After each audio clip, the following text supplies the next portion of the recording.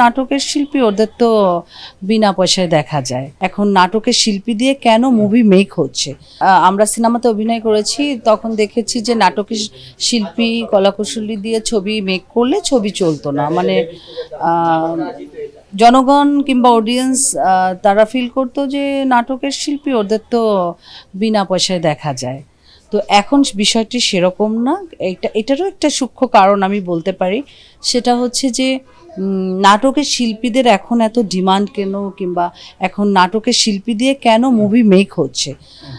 সেটার কারণ হচ্ছে যে যাই ছবি করা হচ্ছে, যাই মেক করা হচ্ছে, সব কিন্তু ওটিটি কিংবা চরকি বিভিন্ন যে অ্যাপসগুলি হয়েছে সেগুলিতে রিলিজ পাচ্ছে।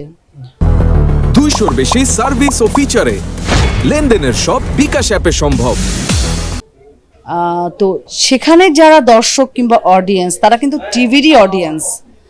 সো তারা কিন্তু ওই টিভির শিল্পীদেরকেই চেনে, তারা বড় পর্দার শিল্পীদেরকে কম চেনে। সেক্ষেত্রে যেটা হয়, এফডিসিতে যে শিল্পীগুলি তৈরি হয়েছে কিংবা মেক হয়েছে, জন্ম হয়েছে, তাদের প্রতি জনগণের আগ্রহটা কম। সিনেমা দেখতে হলে তাকে টিকিট কেটে হলে যেয়ে দেখতে হবে, বাট এখন কিন্তু সেটা নেই।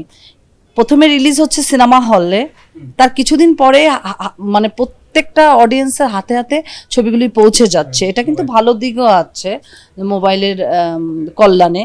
সো যেহেতু বারবারই বলছি যে অডিয়েন্সটা ছোট পর্দার, যারা ছবিগুলি দেখছে তারা ছোট পর্দার, তো তারাই লুফে নিচ্ছে ছোট পর্দার অভিনেতা অভিনেত্রীদের। এই জন্য তাদেরকে নিয়েই বেশি মেক হচ্ছে।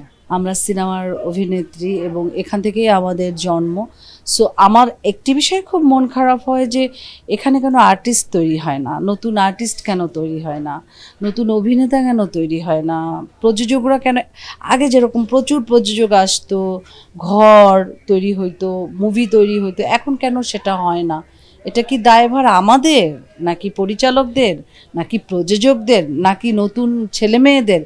আমি আসলে বুঝে পাই না যে আসলে এই দায়ভার কার।